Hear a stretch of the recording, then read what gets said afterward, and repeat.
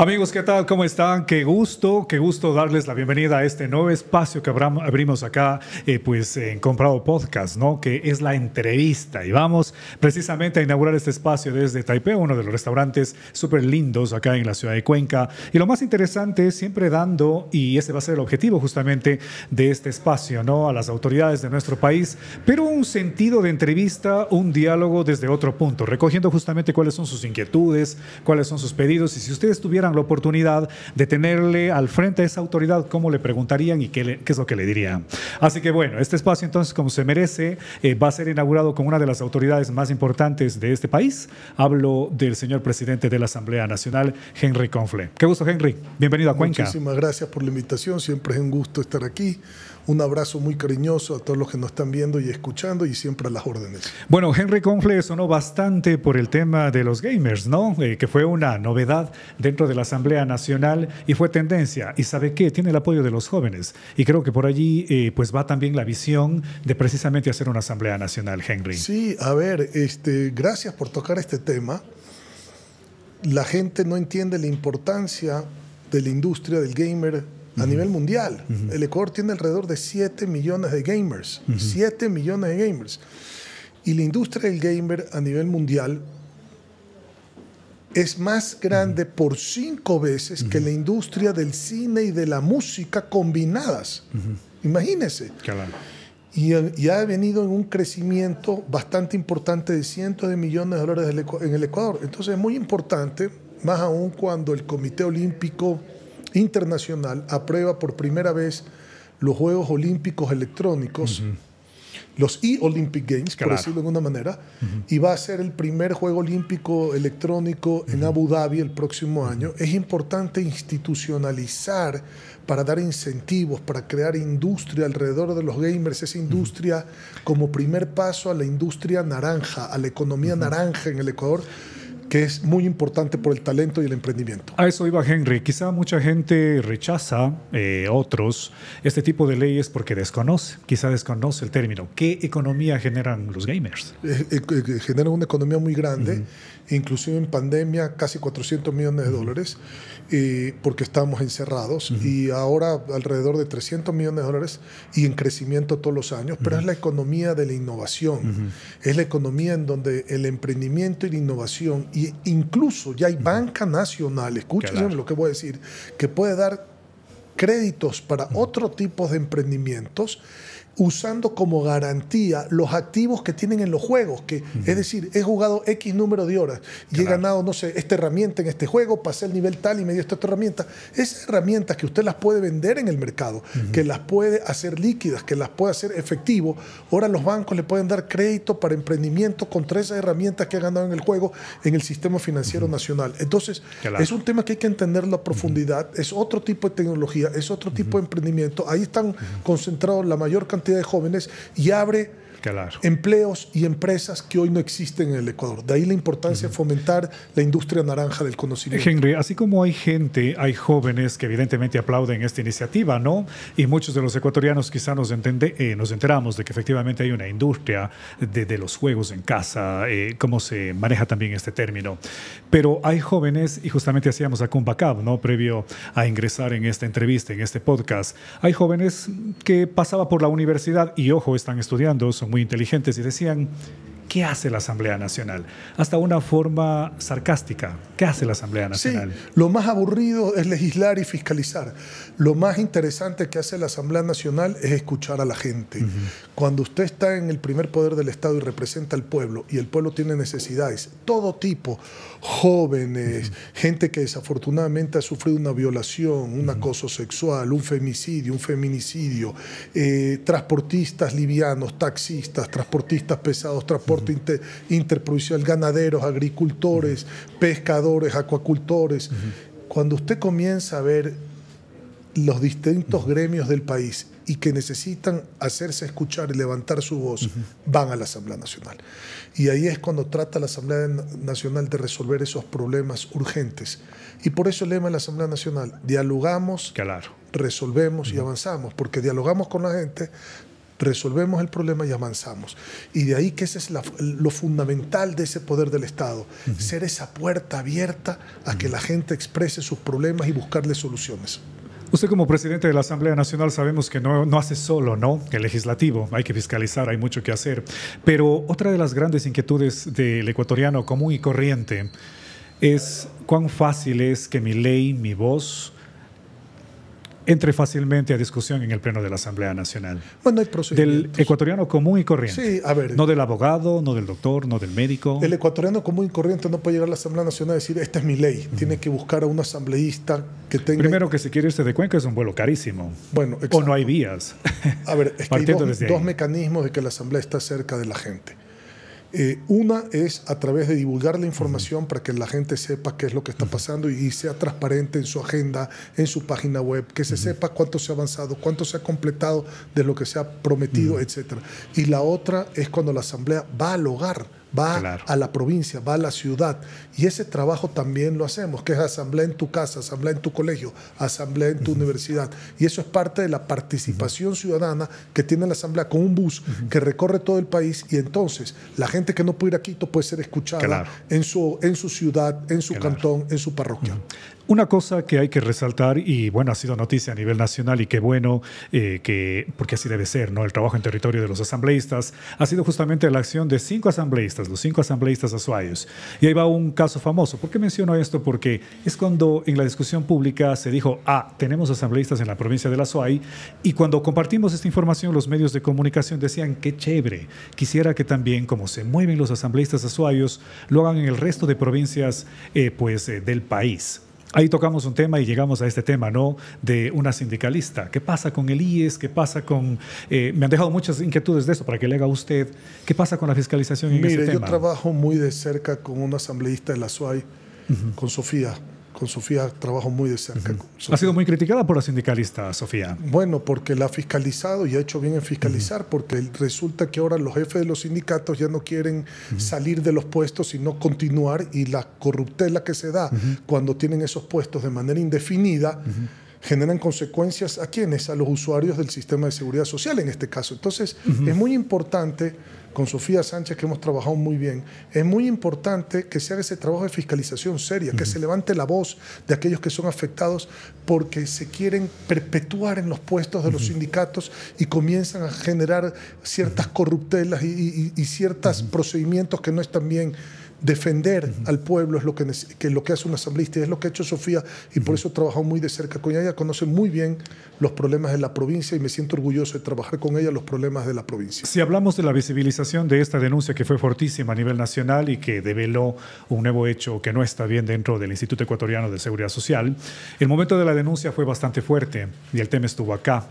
Sin embargo, cuando llegó a la Asamblea Nacional, como que pasó un tiempo de pasividad y la gente se preguntaba qué pasó con el caso de la sindicalista. No, se trató bastante rápido. ¿Es tema de la Asamblea o es tema de la Fiscalía General del Estado, Contraloría y los otros entes? No. A ver, es que nosotros lo que tenemos que hacer en la Asamblea es, si encontramos elementos que tengan que ir a la justicia, en este caso la Fiscalía, denuncia y todo, pasamos el expediente a la justicia para que sea la Fiscalía y el orden jurisdiccional el que atiende este problema. Pero la modificación en la ley es una propuesta muy interesante que puso Sofía sobre la mesa, y es que ya no tengan perpetuidad y se eternicen en los puestos a los jefes de los sindicatos que ya vemos que caen en prácticas de posible corrupción. Entonces, es muy importante lo que ha hecho Sofía con esa propuesta de ley para justamente evitar que los puestos sean eternos.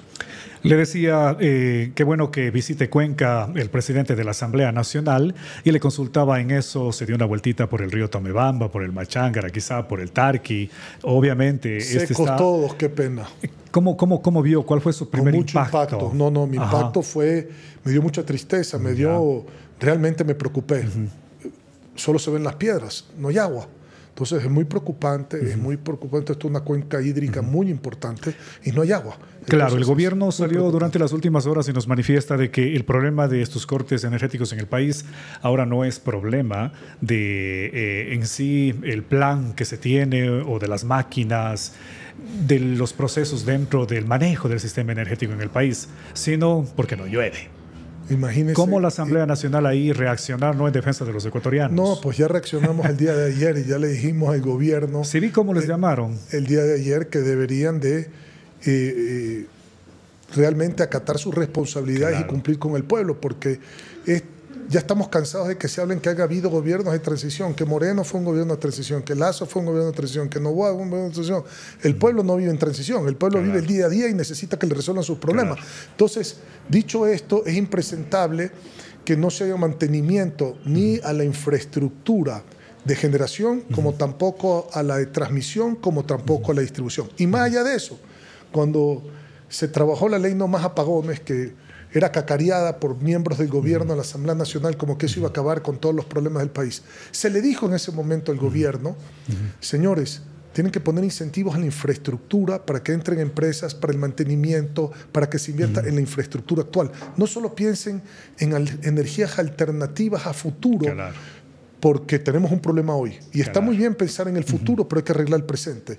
Y entonces, poco nada se nos hizo caso y estas son las consecuencias. Ahora, no solamente debemos fijarnos también en la energía, en la del agua, ¿no? La hídrica, también tenemos la eólica y tenemos aquí nomás cerca de Cuenca uno de los parques bastante grandes en Loja. Pero ¿qué pasa? Tampoco funciona y ese también ha sido uno de los reclamos de los ecuatorianos. No solamente lo eólico, hay fotovoltaica, hay térmica, pero el parque de generación eléctrica del Ecuador hoy está basado en ingeniería hidroeléctrica, es decir, por agua y además por térmica, por turbinas que con combustible producen energía. Se necesita mantener la infraestructura y ampliarla. Está muy bien en energías más limpias, alternativas, fotovoltaica, eólica, pero ¿cómo respondemos frente a la crisis que estamos viendo el día de hoy? Única y exclusivamente con inversión y mantenimiento a lo que hoy tenemos. Y permitir, por ejemplo, que el sector privado, más allá que se acaba de aprobar un reglamento para que el sector privado pueda, en sus excedentes de generación, pasar a la línea de transmisión, es prácticamente inaplicable el reglamento aún porque se necesitan medidores, se necesitan reguladores, se necesita una serie de cosas. Entonces, ¿por qué no desde el principio se permitía al sector privado hacer grandes proyectos de inversión que no le cuesten un centavo al gobierno y que puedan poner esa energía en el sistema, en la red interconectada? ¿Y cuál era la respuesta? Es que este es un sector estratégico que tiene que tener control el gobierno. Por el control, por la falta de control del gobierno, mire dónde estamos ahorita en el país. Es una responsabilidad. Como gran conclusión de estos cortes a nivel nacional nos han dicho no es culpa de nadie, es culpa de que no llueve. Y si vienen a Cuenca, a lo mejor le van a echar la culpa a los Cuatro Ríos, ¿no? Porque acá están las represas hidroeléctricas más importantes en el austro del país y evidentemente el Tomebamba y luego los que se unen forman el Paute y son los que alimentan las represas. ¿Qué pasa ahí? ¿No se puede aplicar desde la Asamblea Nacional la ley No Más Apagones? Es que ¿Funciona o no funciona esta ley? La aplicación de la ley no es de la Asamblea crea la ley en base a lo ¿Qué tiene que aplicar? Lo que envió el presidente, que le dijimos en su momento hay que modificar esta ley, no quisieron aceptar los cambios, igual había que aprobar la ley porque era mejor tener algo más aunque no tener nada, pero la ejecución de la ley está en el gobierno. Pero ellos se aplicarán su propio castigo, su propia ley. Pero yo creo que el castigo más grande se va a ver reflejado en las próximas elecciones, de ver que existe un gobierno que no puede resolver los problemas urgentes y apremiantes de todos los ecuatorianos. ¿Y qué pasa con la segunda mandataria? Ayer veíamos, y era noticia nuevamente a nivel nacional, y precisamente pedía a la Asamblea Nacional a que fiscalice a dos de sus ministras, a la canciller y a otra autoridad más. ¿Cómo va a responder la Asamblea Nacional? Convocando un pleno para el día martes para tratar esta carta y este requerimiento de la vicepresidenta de la República, que le dice básicamente a la Asamblea: me están atropellando tratando de poner un procedimiento que no existe para la destitución de un vicepresidente, que sería un sumario administrativo expedito cuando la Constitución y la ley es clara en cuáles son las causales para destituir a un vicepresidente. Por lo tanto, lo que pide la vicepresidenta es que la Asamblea, por arrogación de funciones, comience control político en contra de la canciller y de la ministra del Trabajo y que resuelva. Como la Asamblea es un cuerpo colegiado en donde se necesita para resolver la mayoría de sus miembros, he convocado para el día martes para tratar este tema y que sea el Pleno de la Asamblea Nacional con su mayoría el que resuelva qué vamos a hacer. Henry, esta pregunta es interesante, ¿no? Porque se ha repetido mucho en este cuestionario de qué le preguntarían ustedes al presidente de la Asamblea Nacional. Y se repite bastante sobre desde un punto de vista de por qué dentro de un órgano que se supone va gente muy, muy educada, muy trabajadora, muy profesional, estoy diciendo como dicen los que preguntan, ¿no es cierto? Correcto. Y le traslado a usted, no se puede armar una ley bonita o de manera consensuada entre todos los asambleístas. Siempre hay peleas, siempre hay insultos, se van los presidentes de las comisiones, les encargan, les quitan un momento, regresan, rechazan, archivan proyectos de ley. ¿Por qué no se puede trabajar en la Asamblea Nacional? Eso era la Asamblea anterior. Esta Pero sí se ve, esta Asamblea ha aprobado 28 leyes en este periodo, de noviembre a la fecha. La gran mayoría de leyes la ha aprobado con más de 100 votos y muchas leyes por unanimidad. Ha habido un consenso y ha habido una gobernabilidad.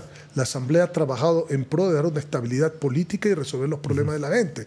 Tanto así que 5 proyectos de ley económica que mandó el gobierno, con excepción de la ley tributaria, en el alza del IVA, porque la Asamblea lo que aprobó es una contribución temporal por seguridad, pero no el IVA. El IVA lo propuso el presidente y lo dejó y lo vetó el presidente para que pase por el Ministerio de la Ley. Excepto eso, todo se aprobó. Luego vino la consulta popular. 5 proyectos más mandó el presidente de la República con el resultado de la consulta. Los 5 proyectos se aprobaron sin mover un punto, una coma de la propuesta del presidente. Se olvidó lo de las Fuerzas Armadas que ayuden a la Policía Nacional. Yo presenté el proyecto de ley como presidente de la Asamblea. Entonces, nadie puede decir que la Asamblea no le ha dado gobernabilidad y las herramientas para que el gobierno trabaje. Pero el resultado es que si no se trabaja habiéndole dado las herramientas, pues ya es un problema del que tiene que ejecutar, que en este caso es el Ejecutivo. Claro. Por eso se llama Ejecutivo, porque ejecuta. Luego sí, ha habido un show por aquí, un show por acá, que es normal en un cuerpo colegiado donde confluyen todas las fuerzas políticas del país. Y que es horizontal, no es vertical, en donde cada opinión cuenta un voto y ese voto tiene la misma fuerza. Pero no es justificable, ¿no? Los no es shows justificable, que hemos visto. no es justificable, por eso digo que es por excepción. Claro. Pero la Asamblea, el Pleno de la Asamblea ha respondido cuando una comisión ha fallado, ha puesto orden y le ha dado una respuesta al país. Y yo creo que por eso la Asamblea Nacional está casi con el 40% de aprobación a nivel nacional en la última encuesta que vimos, que eso significa que la gente cree en esta nueva Asamblea Nacional. En este recorrido que hemos hecho con usted, Henry, decíamos al inicio también, el trabajo que cumple la Asamblea Nacional no solamente es de usted, se tienen más compañeros, ¿no?, de bancadas. No, esto es un trabajo en equipo, por En supuesto. equipo, absolutamente. Absoluto. Pero con esas diferencias de los shows que usted mismo lo acaba de manifestar en este momento, pero hay una Asamblea que sin duda está dando resultados, eso manifiesta pues en este momento. Ahora, si bien creo que sí podemos tocar este tema sin ir más allá de propuestas, porque ahí estaría infringiendo la ley electoral, porque aún es presidente de la Asamblea Nacional, se ha planteado ya su nombre para presidente de la República. Se va contento, se va tranquilo, cuando le toque, obviamente. 2 de octubre renuncio, hay que decirlo con claridad. Renuncio el 2 de octubre. Podemos nomás hablar, no hay ningún problema. Pero perfecto, por supuesto, perfecto. Podemos hablar porque es la verdad, es la transparencia, hay que informar a la población, es mi responsabilidad. ¿Y no era bueno quedarse en la Asamblea y mejorar, hacer leyes que buscar una presidencia? Digo, pregunta. No, y gracias por su pregunta. 8 meses más de Asamblea no creo que compensan 4 años más de lo mismo. Claro. Entonces yo creo que la responsabilidad está en cambiar y salir de este modelo que nos está afectando tremendamente a los ecuatorianos, en donde primero se prioriza pagarle a los tenedores de bonos, que normalmente son ecuatorianos disfrazados extranjeros, que cubrir la deuda social en salud, en educación, en infraestructura, en carreteras, que lo estamos viendo, en servicios y en seguridad. Creo que el país tiene que cambiar el modelo. Creo que el modelo caduco de los últimos gobiernos, incluido este, en el sentido de que la única fórmula económica es subir impuestos o subir deuda. Creo que eso tiene que acabar. Mire cómo está la economía hoy, se ha perdido el empleo, 35% de empleo formal. Hay una recesión, según lo que dice el propio Banco Central, una migración. Esta provincia, aquí en Cañar, Azuay y Cañar, la mayor migración del Ecuador, más de 10.000 personas han migrado por la falta de oportunidades. 58% de eso lo ha hecho el extranjero. El resto de otras provincias del país se han fugado los talentos del Ecuador y esas son las consecuencias de un mal manejo de lo público. Y eso es lo que hay que cambiar, porque si vamos a mal de lo mismo, no esperemos resultados diferentes. Así rapidísimo, la propuesta más fuerte entonces de Henry para llegar a la presidencia de la República. Devolverle el dinero. El IVA. Devolverle el dinero al bolsillo del ciudadano, bajando el IVA nuevamente al 12% y terminando en el 10% en 4 años y quitándole el IVA cero. todos los productos de la canasta básica, todos los insumos médicos, jeringuillas, algodones, paradrapos, mascarillas, guantes, etcétera, y a todas las herramientas para volver a reverdecer el campo ecuatoriano. El machete, el arado, el pico, la pala, la bomba. Y el sector turístico, cero impuesto por 5 años, no solo IVA, cero impuesto excepto impuesto a la renta en el momento que vuelvan a tener utilidad, pero cero impuestos para fomentar el turismo nuevamente, que esta provincia, dicho sea de paso, ha perdido 25% de las visitas. Entonces está muy afectada también porque la gente ya no viene a visitar, porque las carreteras no sirven, que conectan al Oro, conectan a Guayas, la infraestructura no tiene mantenimiento, porque hay inseguridad, que es otro problema. 1.500 millones, $1.500.000 para seguridad, de los cuales 1.200.000 se va en reparar el parque automotor porque es obsoleto, y 300 millones en combustible. Es decir, ya no hay un UPC, ya no se pueden hacer los recorridos preventivos. Entonces es un problema. Eso es lo que hay que rescatar del Ecuador. Y bueno, con el bombardeo que se nos viene, seguramente lloverá mucho y ojalá podamos ir a su ciudad. Usted es de Guayaquil, ¿no es cierto? Ojalá que sí, yo soy de Guayaquil. Se nos tapa la cuenca Molloturo-Naranjal y ahí sí estamos fregados, porque es complicado pasar por allá. Ojalá que no, ojalá que no. ¿Dónde está la fuerza del Partido Social Cristiano? Le hago esta pregunta porque en las elecciones anteriores perdieron Guayaquil, perdieron la provincia del Guayas. Yo no me veo como una fuerza del Partido Social Cristiano. Y digo perdido porque pues siempre hemos estado acostumbrados, por así decirlo, sí, ¿no? Pero a ver, tienen que entender ustedes dos cosas, y los jóvenes que nos están escuchando. Por favor.